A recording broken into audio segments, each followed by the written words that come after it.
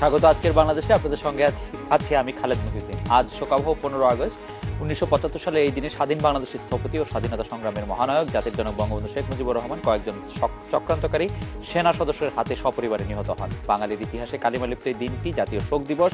গভীর ও বিনম্র শ্রদ্ধায় জাতি তার আজ শ্রেষ্ঠ সন্তানকে স্মরণ করছে। আজকের আলোচনা তাই 15 আগস্ট নিয়ে। কথা বলতে স্টুডিওতে আছেন প্রবীণ আইনজীবী ব্যারিস্টার রফিকুল হক, আছেন প্রধানমন্ত্রী আওয়ামী লীগ সভানেত্রী তথ্য উপদেষ্টা জনাব ইকবাল সোবহান চৌধুরী, বঙ্গবন্ধু হত্যা মামলা ও জেল হত্যা মামলা রাষ্ট্রপক্ষের প্রধান কৌঁসুলি জনাব অ্যাডভোকেট আনিসুল হক। স্বাগত আপনাদের। জনাব ব্যারিস্টার রফিকুল হক, আজ জাতীয় শোক দিবস। আমাদের জাতীয় ইতিহাসে নানা বিষয়ের মতো এই দিনটি নিয়েও বিভাজন তৈরি হয়েছে। একদিকে শোক, অন্যদিকে জন্মদিন পালন। পুরো বিষয়টি কিভাবে দেখছেন? বিভাজনের প্রথমত হচ্ছে, আমি বঙ্গবন্ধুর আজকে মৃত্যু দিবস, মানে মৃত্যু দিবস বলবো না, বঙ্গবন্ধু সত্যি মৃত্যু হয়েছে এটা আমি বিশ্বাস করি না। বঙ্গবন্ধু সর্বকালের থাকবেনই। ফিজিক্যাল ডেট হতে পারে, কিন্তু বঙ্গবন্ধু, বাঙালির কাছে বঙ্গবন্ধুর মৃত্যু নেই। বাঙালি যতদিন বাংলাদেশ আছে, বঙ্গবন্ধু আছে, বঙ্গবন্ধু থাকবে। তবে এই সঙ্গে আবার আজকে বার্থডে হচ্ছে কোথায় আমি দেখলাম, তো এটা খুব উচিত না। আমি লজ্জাস্কর বলবো না, টু মাচ হয়ে যায়, কিন্তু কখনোই উচিত না। এবং ইনডাইরেক্টলি বলেও ছিলাম ওদেরকে যে এইসব করো না। এটা ওই কাজ কি রফিক কি ওটা দাঁড়িয়ালা রফিক সেই করেছে, দেখবো সেই তারই করা, সে আর ওই মিলে সব। কিন্তু এটা সত্যিকার কখনোই করা উচিত। আমরা এমনকি তাছাড়া তো আমি ব্যক্তিগতভাবে বলছি, আমার ওয়াইফ যেদিন মারা যায় সেদিন আমার নাতনির জন্মদিন। নাতনি তো কোনোদিন ওই দিন জন্মদিন করে না, অন্যদিন করে। সে অ্যারাবিক দেশে ও খুঁজে বার করেছে যে অমুক দিনে অত রোজা ছিল, রোজার অমুক দিনে আমার জন্মদিন। কেন না, দাদি যেদিন ইংলিশ 7 জানুয়ারিতে ওর জন্মদিন, ওর দাদিও মৃত্যু দিবস করে না, কখনো করে না। বাচ্চা মেয়ের সেও করে না। আমরা এই বিষয়ে আরো একটু কথা বলতে চাই, কিন্তু জনাব ইকবাল সোবহান চৌধুরী, আপনার কাছে একটু প্রশ্ন করব অন্য জায়গা থেকে, যে আওয়ামী লীগ এখনো বঙ্গবন্ধুর রাজনীতি ও আদর্শের কথা বলে রাজনীতি করে। আওয়ামী লীগের রাজনীতির অনেকটাই ফ্ল্যাগশিপ হিসাবে তিনি রয়ে গেছেন আমাদের এখানে। অথচ পঞ্চদশ সংশোধনীর মাধ্যমে ধর্মভিত্তিক রাজনৈতিক দলগুলির এক ধরনের বৈধতা দেওয়া হয়েছে, সংবিধানে রয়ে গেছে রাষ্ট্রধর্ম। এ ধরনের আপোষ কি বঙ্গবন্ধুর রাজনীতি আদর্শের মধ্যে পড়ে কিনা? বঙ্গবন্ধু যখন রাজনীতি করেছেন, তখনকার যে রাজনৈতিক পরিমণ্ডল যা ছিল, এমনকি বঙ্গবন্ধুর রাজনৈতিক যারা প্রতিপক্ষ ছিল তাদেরও যেমন একটা, তখন কে ছিলেন রাজনৈতিক পরিমণ্ডলে, শেরেবাংলায় কে ফজলুল হক ছিলেন, হোসেন শহীদ সরওয়ার্দী ছিলেন, মৌলানা ভাসানী ছিলেন, মনি সিং ছিলেন, বা মুজাফফর আহমেদ চৌধুরী ছিলেন। এই টাইপের যারা, মুজাফফর আহমেদ ছিলেন, এইভাবে যারা রাজনীতিতে ছিলেন, তাদের যে একটা মানে মূল্যবোধ এবং রাজনৈতিক যে সংস্কৃতি, সেটা কিন্তু অনেকটাই আজকে আমরা দেখি না। সেই কারণের জন্যে আর রাজনীতি তো কোনো একটা স্থিতি অবস্থায় থাকে না। রাজনীতি পরিবর্তনশীল, বা রাজনীতিতে, তবে রাজনীতিতে অবশ্যই নীতি পরিবর্তনশীল নয়, কিন্তু রাজনীতির কৌশল হয়তো অনেক সময় পরিবর্তন হয়। আপনি যেটা বলেছেন যে আজকে এই পঞ্চম সংশোধনী বা পঞ্চদশ সংশোধনী বা ইত্যাদিতে 1972 সালে যখন এখানে আমাদের সর্বজন শ্রদ্ধেয় ব্যারিস্টার রফিকুল হক সাহেব আছেন এবং আরেকজন বিশিষ্ট আইনজীবী আনিসুল হক সাহেব আছেন, 1972 সালের যে সংবিধান, সেই সংবিধানটি রচিত হয়েছিল সেই সময়ে মুক্তিযুদ্ধের চেতনার একটি ধারণ করে তখন এটি প্রণীত হয়েছিল। এবং দেখুন, অনেক দেশেই এখন পর্যন্ত কিন্তু স্বাধীনতা পেয়েছে বা তারা দেশ স্বাধীন হয়েছে, কিন্তু তারা অনেকেই কিন্তু সংবিধান অনেক পর্যন্ত পায়নি। যেমন নেপালে এখন পর্যন্ত কিন্তু তারা পূর্ণাঙ্গ তাদের যে সংবিধান, সেটা তারা করতে পারেনি। কিন্তু আমাদের 1971 সালে 16ই ডিসেম্বর আমরা বিজয় দিবসের পরে 1972 সালে কিন্তু দেখুন আমাদের সংবিধান হয়েছে। এবং বিশ্বের ইতিহাসে এটাকে লিখিত সংবিধানের মধ্যে অন্যতম একটি সুলিখিত এবং আইনের শাসন ভিত্তিক সাংবিধানিক একটি সংবিধান হিসাবে কিন্তু স্বীকৃতি পেয়েছে। পরবর্তীতে এটাকে কাটাছেঁড়া করেছে, সেটা ভিন্ন জিনিস। কিন্তু সেই সময় যে চেতনা ছিল, সেই চেতনা কিন্তু ছিল একটি মুক্তিযুদ্ধের 30 লক্ষ শহীদের রক্তের যে চেতনা, সেই চেতনা ছিল একটি অসাম্প্রদায়িক গণতান্ত্রিক বাংলাদেশ একটি জাতীয়তাবাদ চেতনা, বাঙালি জাতীয়তাবাদ চেতনা, যেটা 1952 সালে আমাদের যে ভাষা আন্দোলনের মধ্য দিয়ে যার উন্মেষ হয়েছিল। এবং দীর্ঘদিন দেখুন বাঙালি জাতির জনক বঙ্গবন্ধু, শেরে বাংলা কে ফজলুল হক, মৌলানা ভাসানী, হোসেন সৈয়দ সোহরাওয়ার্দী বা এনারা দীর্ঘদিন আন্দোলনের পরিপ্রেক্ষিতে কিন্তু আমরা একটা স্বাধীনতা পেয়েছি, মুক্তিযুদ্ধ হয়েছে। সেই মুক্তিযুদ্ধের চেতনা যেটি, সেই চেতনা ছিল 1972 সালের। পরবর্তীতে যারাই ক্ষমতায় এসছেন এটাকে তারা নিজেদের মতো করে এটাকে কাটাছেঁড়া করেছেন, এবং অরিজিনাল যে স্পিরিটটা ছিল সেই স্পিরিট কিন্তু অনেকটাই কিন্তু হারিয়ে গিয়েছে। এবং আমি মনে করি যে 1972 সালের সেই মুক্তিযুদ্ধের চেতনা যদি আমরা ফিরে যেতে পারি, সেখানে কি ছিল? সেখানে ছিল অসাম্প্রদায়িক একটি গণতন্ত্র, অসাম্প্রদায়িকতা, ধর্মনিরপেক্ষতা এবং জাতীয়তাবাদ। এই চারটি মূল স্তম্ভ ছিল। এই চারটি মূল স্তম্ভ যদি আজকে থাকে, আপনি দেখবেন যে সমাজে কিন্তু সাম্প্রদায়িক বিষবাষ্প হবে না, আপনার গণতন্ত্র থাকলে পরে মানবাধিকার থাকবে। আমার প্রশ্ন এটা ছিল যে আওয়ামী লীগ তো সেটাতে ফিরে গেলই না, বরং এটাতে ফিরে না যাওয়াটা পাকাপোক্ত করলো, এটা কিভাবে দেখছেন? না, এখানে যে জিনিসটা হচ্ছে পাকাপোক্ত করলো, তার মানে পঞ্চদশ সংশোধনীর মাধ্যমে তো আমরা সংবিধানের রাষ্ট্রধর্ম থেকে যেতে দেখলাম। পঞ্চদশ সংশোধনীর মাধ্যমে আমরা ধর্মভিত্তিক রাজনীতিকে একটা বৈধতা দিতে দেখলাম, যেটা ছিল না, সেটা ছিল না। এবং 12 এবং ইয়ার সাথে কন্ট্রাডিক্টরি অনেকগুলি জিনিস দেখছি। স্যার আপনি নিশ্চয়ই আরো ভালো। কিন্তু আমার কথা হচ্ছে যে আমি যেটা বলতে চাই সেটা হচ্ছে যে এখন যেটা সোহান ইকবাল ভাই বলতে চাচ্ছিলেন যে দেখেন এখনের প্রেক্ষাপট আর 1972 সালের যে প্রেক্ষাপট সেটা কিন্তু এক না। এবং ব্যাপারটা হচ্ছে যে বঙ্গবন্ধুকে খুন করার পরে আপনার 21 বছর বঙ্গবন্ধুকে এই দেশ থেকে মুছে ফেলার জন্য যত রকমের চেষ্টা করা যায় সব রকমের চেষ্টা কিন্তু করা হয়েছে। এখন সেই ক্ষেত্রে আওয়ামী লীগকে যদি আবার ফিরে আসতে হয়, কিছু বাস্তবতা স্বীকার করেই আওয়ামী লীগকে এখানে আসতে হবে, তাই না? তো সেই ক্ষেত্রে আমার মনে হয় যে ধরেন জাস্ট ফর এক্সাম্পল, বঙ্গবন্ধু গণতন্ত্রের কথা বলতেন সব সময়, বঙ্গবন্ধু সমাজতন্ত্রের কথা বলতেন, বঙ্গবন্ধু সবচেয়ে বেশি যেটা বলতেন সেটা হচ্ছে বাংলার মানুষের মুখে হাসি ফুটানোর কথা। তো এখন দেখা গেল যে 72, 73, 74 আপনার ফেমিন, ফ্লাড এবং একটা যুদ্ধে ধ্বংস, মানে যুদ্ধে ধ্বংস একটা দেশকে আপনার সেটার থেকে উত্তরণের যে চেষ্টা ছিল সেই চেষ্টায় কিছু অসুবিধা হচ্ছিল, যেই জন্য বঙ্গবন্ধুর মতন লোক বাকশাল করতে বাধ্য হয়েছিলেন।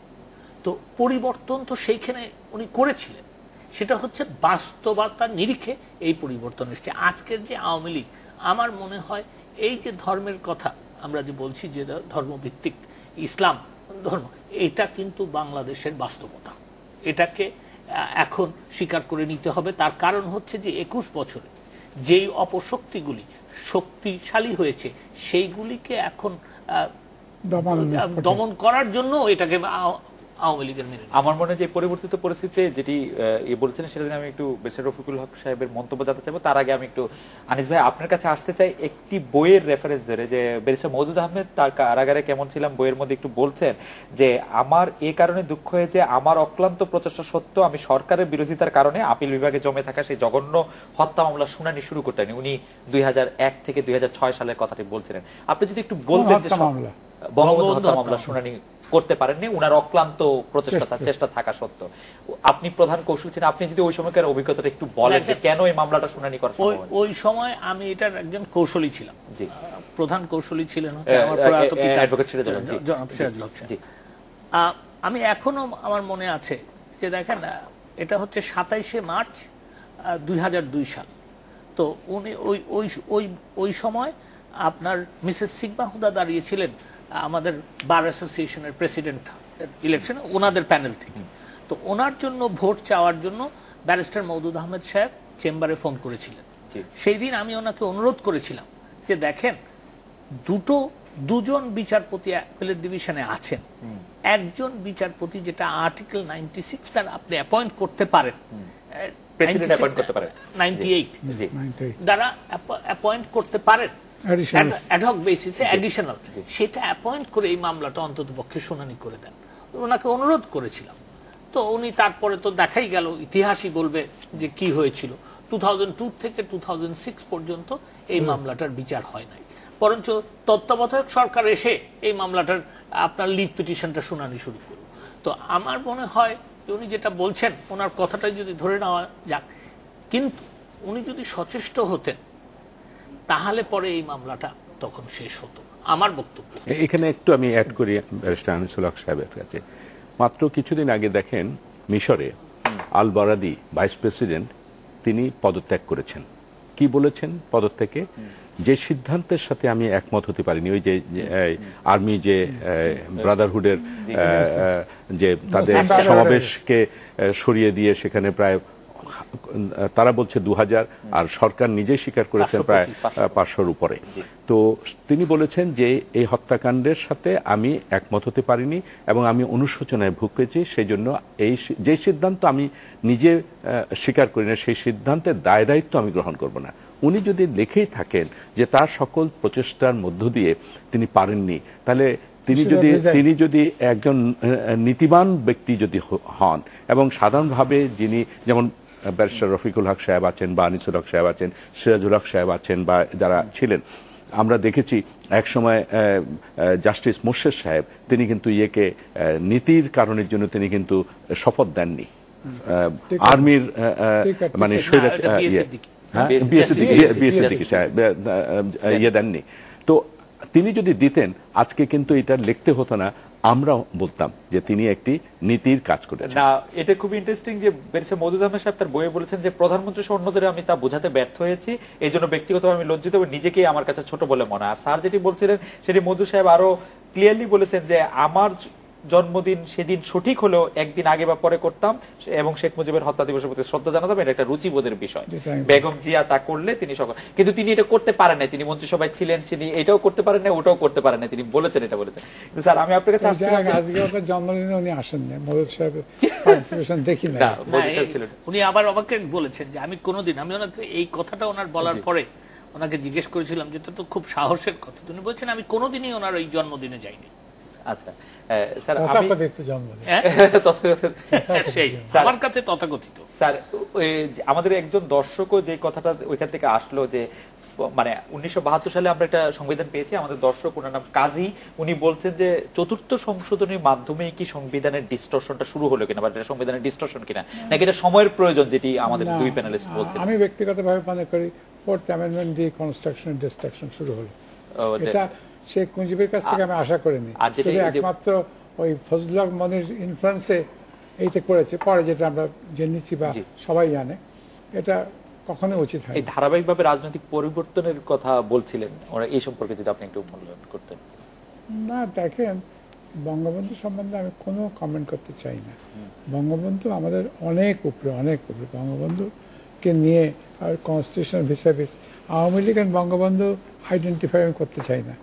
আওয়ামী লীগ এক জিনিস, বঙ্গবন্ধুর সবার বঙ্গবন্ধু আমাদের সবার। এবং কেন বিএনপি বলে না যে তিনি জাতির পিতা, আমরা তাকে জাতির পিতা অস্বীকার করার কোনো স্কোপ আছে?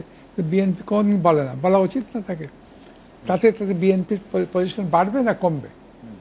মওদুদ তো বলছে। এটা দুঃখজনক, আমাদের রাজনৈতিক পরিবেশ এমন যে এখানে এইসব নীতির কথা বলে কোনো লাভ নেই। এই সমস্ত ব্যক্তিগত আক্রোশের উপর সমস্ত রাজনীতি চলে।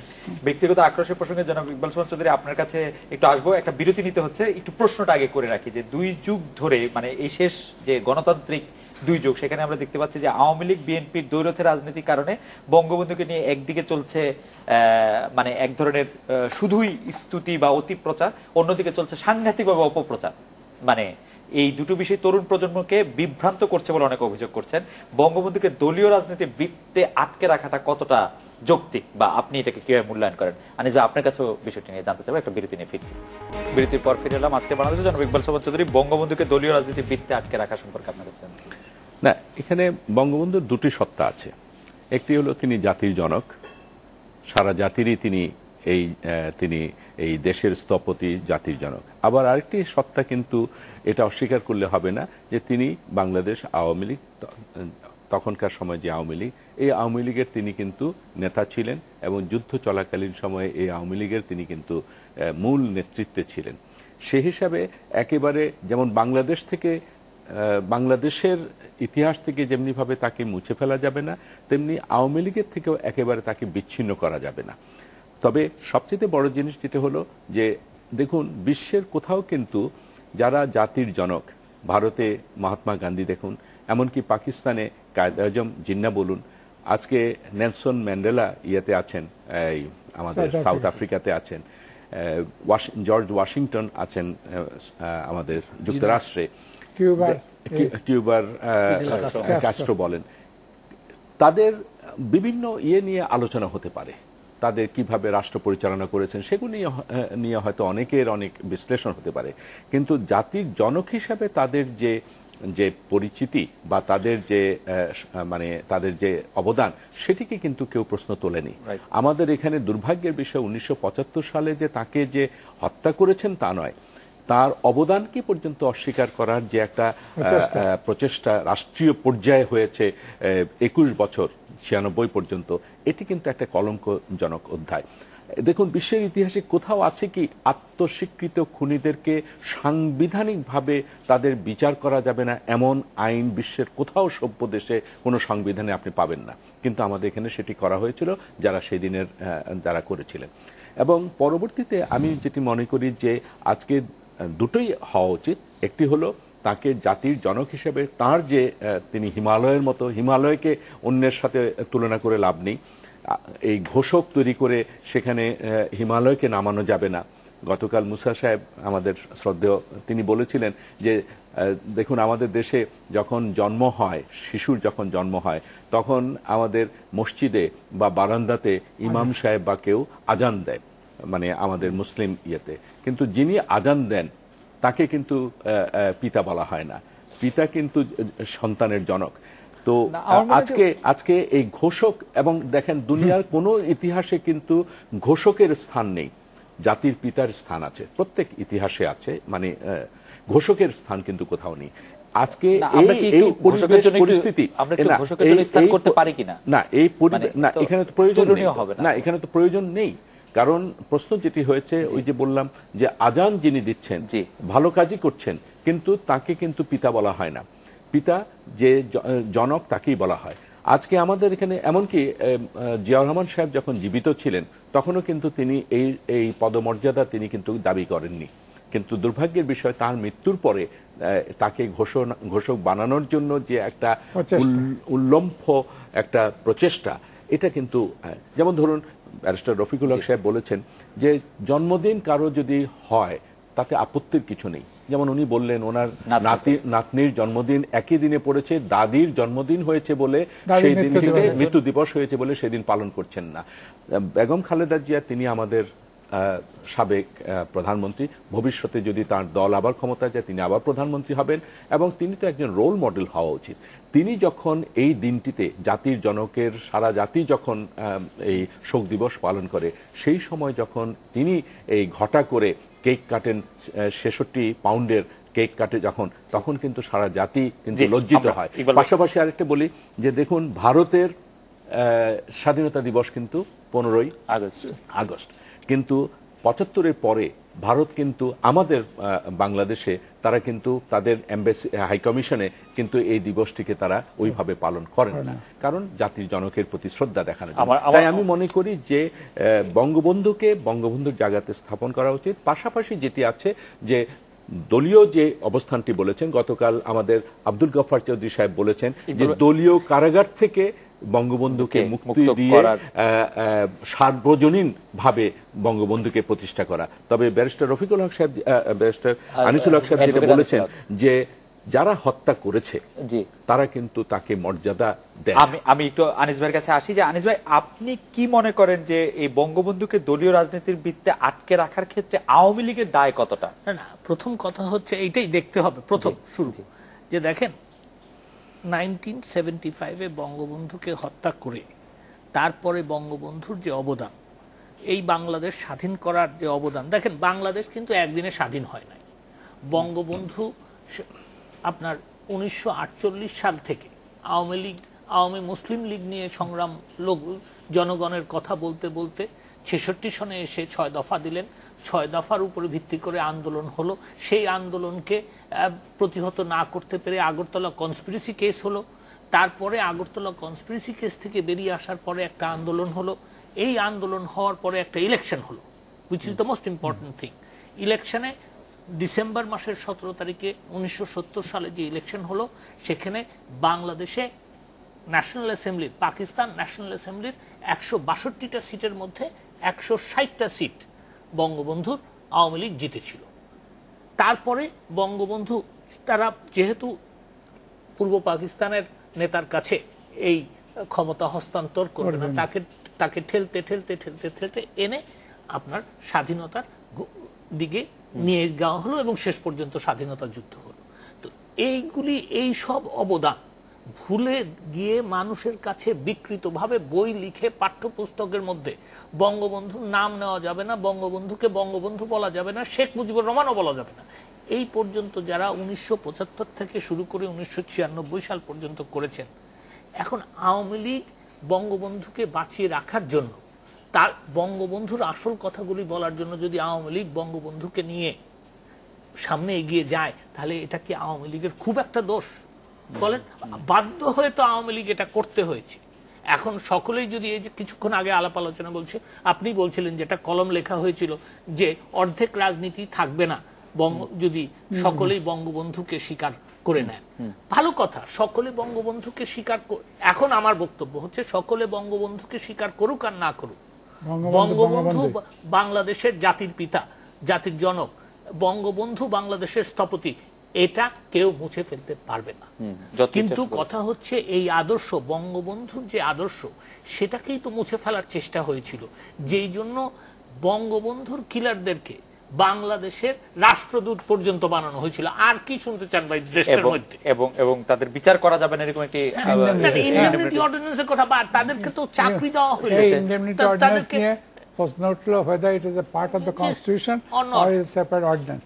এই নিয়ে আমাদের সবাই রেসপেক্টেড ইস্তেক ভাই এবং অন্যরা বললে is part of the constitution, 2/3 majority না হলে এটাকে রিপিল করা যাবে না। আমি বললাম না, this is not part of the constitution.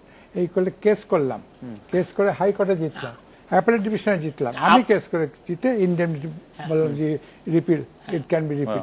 দেন একমাত্র এই সিরাজুল হক সাহেবের এবং রফিকুল হক সাহেবের মত ছিল যে it is not part of the constitution. শুধু সেটা নয়, দেখুন একটা জিনিস, রায় হলো, সে রায়টি 2001-এর পরে, সে রায় 2001 থেকে 2006-8 পর্যন্ত, সেটা কিন্তু সে রায়কে বাস্তবায়নের জন্য কোনো লিভ টু অ্যাপিল যেটা, সেটা পর্যন্ত দেওয়া হলো না। এবং যারা বঙ্গবন্ধুর বিচারকে যারা করতে দেয়নি, তারা বঙ্গবন্ধুকে কিভাবে প্রতিষ্ঠা করবেন? বলেছেন যে ওনার আন্তরিক চেষ্টা ছিল। কথা হচ্ছে আরেকটা কথা, দেখেন এটা এমন একটা অবস্থায় গিয়েছিল যে যখন আওয়ামী লীগ ক্ষমতায় ছিল, তখন হাইকোর্টের 7 জন জজ এই মামলাটা শুনতে বিব্রত বোধ করেছিলেন। তার মানে বঙ্গবন্ধুকে কোন পর্যায়ে নিয়ে যাওয়া হয়েছিল, যেখানে যে এতই ব্যাপারটা স্পর্শকাতর হয়ে গেল যে 7 জন জজ, যাদের চাকরি কেউ খেতে পারবে না, তারাও বলেন না ভাই আমি এই মামলা শুনবো না। ওয়াই? এবং মামলা শোনার জন্য মানে মনে আছে যে মানে কত ভাবে, কয়দিন ধরে, কয়বার অ্যাডভোকেট সিরাজুল হককে কতগুলি ঘরে যেতে হয়েছে, সেটা আমরা শুধু সেটা দেখুন, বাংলাদেশ না হলে পরে তাদের অনেকে কিন্তু সেই বিচারপতি হতে পারে না। বিচারপতি না, মানে হয়তো আমরা অনেকে অনেক কিছু হতাম না। জনাব ব্যারিস্টার রফিকুল হক, আমাদেরকে আরেকটি বিরতি নিতে হচ্ছে। বিরতির পরে আপনার কাছে যেটি জানতে চাবো, গতকাল জনাব ইকবাল সোবহান চৌধুরীর সভাপতিত্বে শোক দিবসের একটি অনুষ্ঠানে সপরিবারে বঙ্গবন্ধু হত্যার মূল রহস্য উদ্ঘাটনে একটি কমিশন গঠনের দাবি জানানো হয়েছে। তো মূল রহস্য কি আজও অনুদ্ঘাটিত না? মানে কি জন্য এই দাবিটা জানানো হলো? আমরা কি একটু স্যার একটু বিরতি নিয়ে আসবো স্যার? একটা বিরতি হয়েছে, তো মূল রহস্য কি আজও অনুদ্ঘাটিত না? মানে কি জন্য এই দাবিটা জানানো হলো? আমরা কি একটু স্যার একটু বিরতি নিয়ে আসবো স্যার? একটা বিরতি নিয়ে আসি, বিরতি নিয়ে আসার পরে এটা একটু শুনবো আমরা। বিরতির পর ফিরে এলাম আজকের বাংলাদেশে। জনাব ব্যারিস্টার রফিকুল হক, বঙ্গবন্ধু হত্যার মূল রহস্য উদ্ঘাটনে একটি কমিশন গঠনের, আমি মনে করি বঙ্গবন্ধু অ্যাপারেন্টলি যারা মেরেছে, টেকনিক্যালি তারা মেরেছে, তারাই দায়ী, কিন্তু কখনো তারা মারতে পারে না যদি না পিছন দিকে একটা বিরাট কোনো কনস্পিরেসি থাকে, কোনো অপশক্তি একটা ছিল, নিশ্চয়ই কিছু একটা ছিল। আজকে তো এত বছর হয়ে গিয়েছে, এখন যদি ইনকোয়ারি করা যায় ওই সমস্ত জিনিস বেরিয়ে আসবে। সেই সমস্ত কিসিঞ্জার কেন একটা চিঠি লিখেছিল, কি জন্য খবর নেবে যে বঙ্গবন্ধু কেমন আছে, কি হাউ ফার ইউর প্রোগ্রেস। আমি ইউএসএকে ডাইরেক্টলি বলছি না, কিন্তু যদি সত্যিকার একটা কমিশন হয় একদিন পরে সবাই তো ওপেনলি বললে দেখা যাবে। বঙ্গবন্ধু যেদিন মারা যান সেদিন তার ঘনিষ্ঠ মিনিস্টার অ্যাডভাইসাররা, নাম বলতে পারি, দুজন বেঁচে আছে বলছি না, তারা এতে ছিল না, 75 আগস্টে ছিল না, 3 দিন আগে তারা দেশের বাইরে চলে গেছিল। কেন? 3 জন নাম করা, তার ঘনিষ্ঠ 3 জন দেশের বাইরে ওই দিন নেই। তারা জীবিত আছেন বলে নাম বলতে পারছি না। আমি একটু অ্যাডভোকেট আনিসুল হকের কাছে আসতে চাই এই সম্পর্কে, কারণ আমি জানি যে আমি রিপোর্টার হিসেবে দেখেছি জনাব আনিসুল হক সেই সময় কৌশলী ছিলেন, প্রধান কৌশলী ছিলেন জনাব অ্যাডভোকেট সিরাজুল হক, কিন্তু আপনারা এই কনস্পিরেসির ব্যাপারটা কিন্তু একদম পুঙ্খানুপুঙ্খ, বিশেষ করে আপনি এটা নিয়ে অনেক গবেষণা করেছেন, অনেক করেছেন, আপনি যদি একটু বলতেন। দেখেন, প্রথম কথা হচ্ছে যে আইনের কথা যখন বলি বা একটা মামলা যখন সাজানো হয় যেটার এখতিয়ার হচ্ছে বাংলাদেশের টেরিটরি, তখন আমাকে দেখতে হয় যে এই আমাদের আইনের আওতায় কারা আছেন যাদেরকে বিচারের কাঠগড়ায় আমরা দাঁড় করাতে পারি। তো ষড়যন্ত্র নিশ্চয়ই হয়েছিল, এবং এমন না যে ষড়যন্ত্র যে কিছুটা কোন দিকের কোথাকার বাতাসে সে এই ষড়যন্ত্র করেছিল তা যে একেবারে আঁচ করা যায় নাই তা না, কিন্তু তারা আমাদের আইনের আওতার বাইরে ছিলেন। তো তাদেরকে এখানে বিচার করা সম্ভব না, এবং তাদেরকে বিচার করার যদি একটা প্রচেষ্টাও নেওয়া হয় তাহলে পরে দেখা যাবে যে আসল বিচারটা হবে না। খন্দকার মোশতাক যে ষড়যন্ত্রের মধ্যে ছিলেন তার মধ্যে তো কোনো ইয়ে নাই, লোকচুরি নাই। খন্দকার মোশতাক ছিলেন, শাহ মুআজ্জেম, তাহেরউদ্দিন ঠাকুর, এরা খালাস হয়ে গেছিলেন, কিন্তু এরাও ষড়যন্ত্রের মধ্যে যে ছিলেন এটার মধ্যে কোনো কোনো ডাউটস নাই। এখন দেখেন 15ই আগস্ট 1975 সাল, 15ই আগস্ট 1975 সালে কিছু ঘটনা ঘটলো, যেটা হচ্ছে সৌদি আরেবিয়া আপনার বাংলাদেশকে স্বীকৃতি দিল। বঙ্গবন্ধু নিহত হলেন, সৌদি আরেবিয়া বাংলাদেশকে স্বীকৃতি দিলেন। এটা কানেকশনটা দেখেন আপনি। চায়না বাংলাদেশকে স্বীকৃতি দিল। Pakistan within 2 hours of Bangabandhu's death যেই গভর্নমেন্ট পাওয়ার নিল তাকে স্বীকৃতি দিল, রিকগনিশন দিল। তো তাহলে কি অ্যাঙ্গেলটা কি আমরা বুঝতে পারি না? আচ্ছা, লিবিয়া, পাকিস্তান বঙ্গবন্ধুর কিলারদেরকে আশ্রয় দিল, আমরা কি অ্যাঙ্গেল বুঝি না? তারপরে আজকে আমি ইউনাইটেড স্টেটস অফ আমেরিকা, যুক্তরাষ্ট্রের সম্পৃক্ততা নিয়ে বলবো না, কিন্তু যুক্তরাষ্ট্রের জনগণ এটার সাথে ছিল আমি এটা বলবো না, কিন্তু যুক্তরাষ্ট্রের তৎকালীন সরকার মানে প্রেসিডেন্ট নিক্সন নিশ্চয়ই এই ইয়েটার মধ্যে, তিনি যে বঙ্গবন্ধুকে, প্রেসিডেন্ট নিক্সনের পরে তখন ছিল প্রেসিডেন্ট ফোর্ড, জেনারেল ফোর্ড, বঙ্গবন্ধুকে যে তিনি পছন্দ করতেন না তার কিন্তু নিদর্শন আছে। কি বলে, চালের জাহাজ ফিরিয়ে নেওয়ার নিদর্শন আছে আমাদের। তো সেই ক্ষেত্রে ওনারা যে জড়িত ছিলেন এটা সম্বন্ধে কিন্তু কারো মনে কোনো সংশয় নাই, কিন্তু যেটা হচ্ছে যে আইনের আওতায় তাদেরকে কিন্তু কখনোই আনা যাবে না। আচ্ছা, সেই জন্য আপনারা বিচার কাজে সেটা বাদ, মানে সেটা কিছুটা আপনার সাথে কথা, কিন্তু এখন কি এইটা একটু ইতিহাসের খাতিরে, এখন হ্যাঁ কি হবে, আমি কমিশনার থেকেও বলবো যে এটা নিয়ে গবেষণা হোক। দেখেন, প্রেসিডেন্ট, আমি কিছুক্ষণ আগে একটা টক শোতে ছিলাম, সেখানে ওয়ারেন কমিশনের উদ্ধৃতি দিয়েছিলেন ডক্টর রওনক জাহান। তো আমার কথা হচ্ছে যে দেখেন, কমিশনার থেকেও বড় যেটা, যে গবেষণা করে অন্তত পক্ষে জানা হোক যে সেই সময় এই ঘটনা ঘটিয়েছে তার নেপথ্যে কারা ছিলেন, তারা কেন ছিলেন, যাতে ভবিষ্যৎ প্রজন্ম আমাদের জানতে পারেন যে এইরকম একটা আমাদের ইতিহাসকে কলঙ্কিত করার জন্য, আমাদের সম্মানকে শেষ করে দেওয়ার জন্য এইরকম একটা চক্রান্ত করা হয়েছিল, যেই চক্রান্তে এরা এই গবেষণার কথা আপনি যখন বলছিলেন, আমি একটু জনাব ইকবাল সোবহান চৌধুরী আপনার কাছে আসতে চাই। আপনি তখন একদমই সক্রিয় সাংবাদিক, মানে ওই দিনটার কথা বা ওই সময়টার কথা আপনি কতটা মনে করতে পারেন, আপনি যদি এই প্রেক্ষাপটে বলেন, মূল রহস্য উদ্ঘাটনের প্রেক্ষাপটে? না, একটি দেখুন, আমরা যারা আত্মস্বীকৃত খুনি, গর্বের সাথে তারা বললেন, লন্ডনে গিয়ে তারা ইন্টারভিউ দিলেন বিবিসিতে বা অন্যান্য প্রেস কনফারেন্স করে বললেন আমরা হত্যা করেছি, এবং তাদেরকে আমাদের বিভিন্নভাবে তাদেরকে বলা হলো সূর্য সন্তান। যারা হত্যাকারী তাদেরকে কোথায় ক্রিমিনাল হিসেবে তাদের বিচার হবে সেটা না করে তাদেরকে মানে হিরো বানানো হলো। সেই যেটা ব্যারিস্টার আনিস সাহেব বললেন যে তাদেরকে বিদেশি রাষ্ট্রে আমাদের দূত হিসেবে তাদেরকে পাঠানো হলো। আজকে দেখুন যে এই খুনিরা খুন করেছে, তাদের বিচার হয়েছে, বিচারের মধ্য দিয়ে কয়েকজনের ফাঁসির রায় কার্যকর হয়েছে, বাকি কয়েকজন পলাতক আছেন, তাদেরকে জাতি প্রত্যাশা করে যে তাদেরকে ফেরত এনে তাদের রায় বাস্তবায়িত করা হবে। কিন্তু মোটিভটা, যে মোটিভের কথা ব্যারিস্টার রফিকুল হক সাহেব বলেছেন বা ব্যারিস্টার আনিসুল হক সাহেব বলেছেন, যে এই হত্যাকাণ্ডের পেছনে মোটিভটা কি ছিল এবং কারা ছিল। যেমন ধরুন উনি একটা উল্লেখ করেছেন, কেনেডি যখন মারা যান, নিহত হন, কেনেডিকে যখন হত্যা করা হয়, তখন কিন্তু সেখানে একটি কমিশন করা হয়েছিল। সেই কমিশনের মধ্য দিয়ে তারা চেষ্টা করেছে যে এই হত্যাকাণ্ডের পেছনে কি উদ্দেশ্যটা ছিল। বঙ্গবন্ধুকে তো হঠাৎ কেউ রাগ করে গিয়ে হঠাৎ করে গুলি করে মেরে ফেলেছে তা নয়, কিন্তু এটি একটা রাষ্ট্র ক্ষমতা দখল করা এবং বঙ্গবন্ধুকে সরিয়ে ফেলার মধ্য দিয়ে কিন্তু একটা বড় ধরনের একটা কিন্তু দেশীয় এবং আন্তর্জাতিক যে নীল নকশা, সেটি কিন্তু বাস্তবায়িত হয়েছে। পরবর্তীতে আমরা দেখেছি 75-এর পর থেকে কিভাবে আমাদের দেশকে মুক্তিযুদ্ধের চেতনার বিপরীতে নিয়ে যাওয়া হয়েছিল এবং দীর্ঘদিন আজকেও দেখুন সেই মানে রক্তের যে প্রাইস মানে আমরা এখনো কিন্তু পে করছি সারা জাতি। তাই আমি মনে করি যে এই সেটা কমিশনের মধ্য দিয়ে হোক অথবা কোনো ইনভেস্টিগেটিভ কোনো জার্নালিজমের মধ্য দিয়ে হোক, এটা বের করা দরকার ভবিষ্যৎ প্রজন্মের জন্য, ইতিহাসের জন্য। আর আপনি যেটা বলেছেন যে সেই সময়ে কি হয়েছিল, সেই সময় দেখুন আমাদের যে মিডিয়া ছিল বাকশাল করার কারণের জন্য তখন মাত্র 4টি পত্রিকা ছিল। আর টিভি আজকের মতো আপনাদের ইন্ডিপেন্ডেন্ট টিভি বা এরকম কিছুই ছিল না।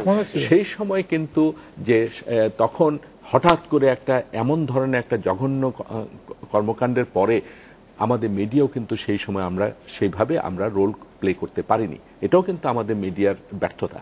এবং পরবর্তীতে আমরা মনে করি আমাদের এখানে অনেক রিসার্চ হচ্ছে, ইত্যাদি হচ্ছে, কিন্তু যে দেশে জাজরা বিচারকের দায়িত্ব গ্রহণ করে শপথ নিয়ে বিচার করবেন, ন্যায় বিচার করবেন, তারা বিব্রত হন, সেখানে আমাদেরও তো সেই মানে সেই মানসিকতা থেকে আমরাও কেউ মুক্ত নেই। তবে আমি মনে করি যে রক্ত ঝরেছে 1975 সালে, শুধু বঙ্গবন্ধু নয়, সেই ছোট্ট বাচ্চা রাসেলকে সহ, এই রক্তের প্রাইস এই জাতিকে অনেক দিন দিয়ে যেতে হবে। ব্যারিস্টার রফিকুল হক, আপনার কাছে একজন মানে এই প্রশ্নটা আমি আপনার কাছে করতে চাই। ওনার নাম জানে আলম। উনি বলেছেন যে বঙ্গবন্ধুর সুনাম দিয়ে আওয়ামী লীগ কি তার সকল দুর্নীতি বা অপূর্ণতাকে ঢাকতে চায় কিনা, এটা হচ্ছে বঙ্গবন্ধুর সুনামটাকে উনি একসাথে রেখে। আপাতত দেখছি যে বঙ্গবন্ধু নামটা ভাঙাতে চাচ্ছে, কিন্তু এটা ভাঙানো উচিত না। বঙ্গবন্ধু আওয়ামী লীগের না, বঙ্গবন্ধু বাংলাদেশের সর্বজনের, আমাদের সবার জন্য বঙ্গবন্ধু। বঙ্গবন্ধু কোনো পার্টিকুলার পার্টির জন্য না, এটা করা উচিত না। কিন্তু আমি একটা কথা আমি বঙ্গবন্ধু সম্বন্ধে বলি, আমার ব্যক্তিগত, উনি যে কলেজে পড়েছেন আমিও একই কলেজ থেকে, উনি যে হোস্টেলে থেকেছেন আমিও সেই হোস্টেলে, এবং আমার পাশের দুটো ঘর ওনার নামে মিউজিয়াম আমি করে এসেছি বঙ্গবন্ধু। ইনসিডেন্টালি সেদিন দেখছিলাম ওনার এতে, ওনার চোখ যখন খারাপ হয় উনি আমার চাচার কাছে গেছিলেন চোখ দেখাতে, এবং চিরকাল তিনি তাকে ডক্টর টি আহমদকে দেখিয়েছেন। তো এইভাবে আমি বঙ্গবন্ধুর সঙ্গে অন্য অনেকভাবে আমার সঙ্গে জানাশোনা আর কি, একই হোস্টেলে থাকে, একই কলেজে। কিন্তু বঙ্গবন্ধুকে নিয়ে এটা আওয়ামী লীগের বঙ্গবন্ধু, এটা নিয়ে আমি সুনামের প্রশ্ন বলতে আপনার কাছে আমি এটাই প্রশ্ন করতে চাই যে দেখেন, এখন যদি বলেন যে আওয়ামী লীগের বঙ্গবন্ধুকে যদি আওয়ামী লীগ ছেড়ে দেয়, ধরেন বঙ্গবন্ধু নিয়ে, তাহলে কি বাংলাদেশে এখন কোন পলিটিক্যাল পার্টি আছে যারা জামাত কি বঙ্গবন্ধুকে নিয়ে বঙ্গবন্ধুর ডেথ অ্যানিভার্সারি পালন করবে? বিএনপি পালন করবে? আপনি বলেন না আনিস ভাই, আমাদের যেখানে জন্মদিন পালন করে না। আনিস ভাই, আমাদের দর্শকের প্রশ্নটা হচ্ছে যে আমি এই প্রশ্নটাকে এইভাবে রিফ্রেশ করতে চাই যে আমরা বঙ্গবন্ধুর সুনামের কথা অবশ্যই বলবো, কিন্তু তার ফলে মানে বঙ্গবন্ধুর একটু সুনামটার প্রতি আমরা অবিচার করি কিনা, যখন মানে বিভিন্ন রকম দুর্নীতির পাকে আমরা আটকে যাই। নিশ্চয়ই করি। মানে বঙ্গবন্ধুর একটু সুনামটার প্রতি আমরা অবিচার করি কিনা, যখন মানে বিভিন্ন রকম দুর্নীতির পাকে আমরা আটকে যাই। নিশ্চয়ই করি। একটা তুলনা দিতে চাই, আমি একটা তুলনা দিতে চাই। একটু বিরতি নিয়ে আসি, একটা বিরতির পরে আমরা এই প্রসঙ্গে কথা শুনব। বিরতির পর ফিরলাম আজকে বাংলাদেশে। ইকবাল ভাই, আপনি বলতে চাইছেন যে বঙ্গবন্ধু, আমি প্রথমে বলেছি বঙ্গবন্ধু সারা জাতি, এটা ঠিক, সার্বজনীন, কিন্তু তারপরে তার আরেকটা সত্তা আছে তিনি যে দলটি সে দলের তিনি একজন মূল যে আদর্শ তিনি। এখন যদি সারা জাতি যদি আজকে যদি ওনাকে নিয়ে যদি এই বিতর্ক বা এই ধরনের ঘটনা যদি না ঘটে, তখন হয়তো এমন একটা দিন আসবে যখন আওয়ামী লীগকে আর বঙ্গবন্ধু নিয়ে কথা বলতে হবে না, তখন তিনি একেবারেই সারা জাতির হয়ে যাবেন, সার্বজনীন। যতক্ষণ পর্যন্ত বঙ্গবন্ধুর অবদানকে অস্বীকার করা হয়, যতক্ষণ পর্যন্ত বঙ্গবন্ধুকে হত্যা করে তার বিচার করা হয় না, সেই মুহূর্তে বঙ্গবন্ধুর দল তাকে ছাড়বে কিভাবে? যেমন একটা এক্সাম্পল দেই, আজকে ধরুন ইত্তেফাক আছে, ইত্তেফাক যদি না থাকে মানিক মিয়ার জন্মদিন কিন্তু পালিত হবে না, অন্য কেউ তো পালন করবে না, ইত্তেফাকই কিন্তু মানিক মিয়াকে মানে ধরে রাখছে। ঠিক তেমনি ভাবে যতদিন বাংলাদেশ থাকবে ততদিন তো যেমন ধরুন না, বাংলাদেশের সাথে যে জিনিসটা হচ্ছে যে বাংলাদেশ আওয়ামী লীগ, যেটা অ্যাডভোকেট আনিসুল হক সাহেব বলতে চেষ্টা করেছেন, যে যদি একদিকে দেখতে পাচ্ছি তাকে হত্যা করা হয়েছে, তার অবদানকে অস্বীকার করা হচ্ছে, তাকে অবমূল্যায়ন করা হচ্ছে, সেই মুহূর্তে যদি আওয়ামী লীগও যদি তার জন্য যদি মানে দলীয়ভাবে যদি না দাঁড়ায়, তাহলে বঙ্গবন্ধু কোথায় যাবে? না, আমি আনিস ভাই আপনার কাছে যেটা তিনি আসছিলাম, দলীয়ভাবে আওয়ামী লীগ দাঁড়ানোর প্রসঙ্গটা আমি আসছিলাম না। দর্শক যেটি প্রশ্ন করেছেন যে বঙ্গবন্ধুর আদর্শ নিয়ে কোনো প্রশ্ন নাই, তার অবদান নিয়ে কোনো প্রশ্ন নাই, কিন্তু আওয়ামী লীগের বর্তমান বিভিন্ন কর্মকাণ্ডের ফলে বঙ্গবন্ধুর সুনামটা কিছুটা ঢেকে যাচ্ছে। নিশ্চয়ই যদি এই প্রমাণিত হয় যে আওয়ামী লীগ আপনার দুর্নীতির সাথে যুক্ত এবং এইগুলি, তাতে তো নিশ্চয়ই কারণ, অন্য কোনো কারণ বড় না হোক, একটা কারণ হচ্ছে এই দলের অন্যতম প্রতিষ্ঠাতা হচ্ছেন বঙ্গবন্ধু শেখ মুজিবুর রহমান। তো সেই ক্ষেত্রে তার দল এরকম করতে পারে, সেটা তো একটা কথা, তার উপযুক্ত কন্যা যে বর্তমানে আমাদের prime minister is very competent. Bangabandhu সন্তান বলে বলছি না, বঙ্গবন্ধু তো কম্পিটেন্ট রেখে গেছে, সাকসেসর রেখে গেছে, সেখানে বঙ্গবন্ধুর নাম ভাঙার তো দরকার নেই। বঙ্গবন্ধু বাংলাদেশের জন্য থাকুক, আওয়ামী লীগের জন্য মানে এই ওয়ে ফরওয়ার্ডটা কিভাবে হতে পারে বলে আপনি মনে করছেন যে আনিস ভাই? যে কারণ আমরা পারসেপশনের ক্ষেত্রে দেখতে পাচ্ছি যে আওয়ামী লীগকে বা যে কোনো ইনকামবেন্ট গভর্নমেন্টকে এরকম বলা হয় যে প্রথম কথা আমার মনে হয় যেটা, সেটা হচ্ছে এই যে আমরা সকলে যদি বাংলাদেশকে একটা স্বাধীন দেশ হিসাবে মেনে নেই, it's very important the philosophy of it. এটা একটা ভৌগোলিক বাংলাদেশ আছে এই সেটা না, আমরা যে বাংলাদেশ যেই চেতনায় স্বাধীন হয়েছিল সেইটাকে যদি আমরা সব দল যদি মনে করে যে হ্যাঁ সেটাকেই বাংলাদেশে বাস্তবায়ন করতে হবে, তাহলেই কিন্তু বঙ্গবন্ধু অটোমেটিক্যালি বাংলাদেশে থেকে যাবেন। তার তখন কোনো দলকেই বঙ্গবন্ধুকে নিয়ে টানাটানি করতে হবে। এখানে যেটা হচ্ছে, যেমন ধরুন বঙ্গবন্ধুকে দেখেন, যদি আজকে বঙ্গবন্ধু 15 আগস্টে যদি পালিত না হয়, জন্মদিন পালিত না হয়, বঙ্গবন্ধুর হত্যাকাণ্ড নিয়ে যদি কোনো বিতর্ক না হয়, বঙ্গবন্ধু জাতির জনক হিসেবে যদি আরেক ঘোষককে উপস্থাপন না করা হয়, এই প্রক্রিয়াগুলো যেদিন বন্ধ হয়ে যাবে সেদিন আমি মনে করি বঙ্গবন্ধুর জন্য আওয়ামী লীগে আর দাঁড়াতে হবে না, এবং আওয়ামী লীগও হয়তো তখন আর বঙ্গবন্ধুর জন্য। আমি একটু ব্যারিস্টার রফিকুলের কাছে শেষ বিষয়টা, যেটা দর্শকদের মধ্যে অনেকে প্রশ্ন করেছেন, আমি একটু করে বলি। সেই প্রশ্নটা হচ্ছে যে এখন আমরা যে জায়গায় এসে দাঁড়িয়ে আছি, বঙ্গবন্ধুর আদর্শ অনুসরণ করে আমাদের আসলে কি করা উচিত গণতান্ত্রিক ধারাকে অব্যাহত রাখার জন্য? আপনি যদি ছোট্ট করে একটু বলেন। আমাদের বর্তমান যে পরিস্থিতি, এখানে আমি ব্যক্তিগতভাবে মনে করি একটা ফ্রি ফেয়ার ইলেকশন হয়ে এর শেষ হওয়া দরকার। একটা ফ্রি ফেয়ার ইলেকশন হোক, কেয়ারটেকার বলেন, অন্তর্বর্তী বলেন, যাই বলেন, একটা ইলেকশন হয়ে যাক, নেক্সট গভর্নমেন্ট কারা আসে, তারপরে এই সমস্ত কন্ট্রোভার্সি সব হয়ে যাবে, মিটে যাবে। এই ইলেকশনটা দেওয়ার ক্ষেত্রে বঙ্গবন্ধুকে নিয়ে কন্ট্রোভার্সি করা আমি একেবারে ইলেকশনটা দেওয়ার ক্ষেত্রে কি করতে পারে, মানে গভর্নমেন্টের কি দায়িত্ব আছে বা বিরোধী দলের কি দায়িত্ব আছে, যদি একটু ছোট করে বলুন। দুই নেত্রী বসতে হবে, বসে একটা সমঝোতা আসতে হবে, একে অপরের দিকে তাকাবে না, আমি ইকবালের দিকে তাকাবো, ইকবাল আমার দিকে তাকাবে না, এ হতে পারে না। দুজন দিকে তাকাতে হবে, সম্পর্ক এবং দেশের স্বার্থে, দেশের স্বার্থে। হ্যাঁ, আর যদি সম্ভব হয় আপনারা টেলিভিশন একটা শো করেন, যেমন বিদেশে হয়, দুই নেত্রীকে সামনে বসান, আপনারা কনভেনশনে টেলিভিশন সবাই প্রশ্ন করে, তারা কি উত্তর দেয়, কিভাবে দেশ চালাতে চায়, মানুষ জানুক, তারপরে ভোট দেখ। আমরা আশা করবো যে এরকম একটি গণতান্ত্রিক পরিস্থিতি বা অবস্থা সৃষ্টি হোক। আজকের অনুষ্ঠানে আসার জন্য ব্যারিস্টার রফিকুল হক, জনাব ইকবাল চৌধুরী, অ্যাডভোকেট আনিসুল হক, আপনাদের অনেক ধন্যবাদ। এই ছিল আজকের বাংলাদেশের দেখাবো আগামী রোববার এই সময়। শুভরাত্রি।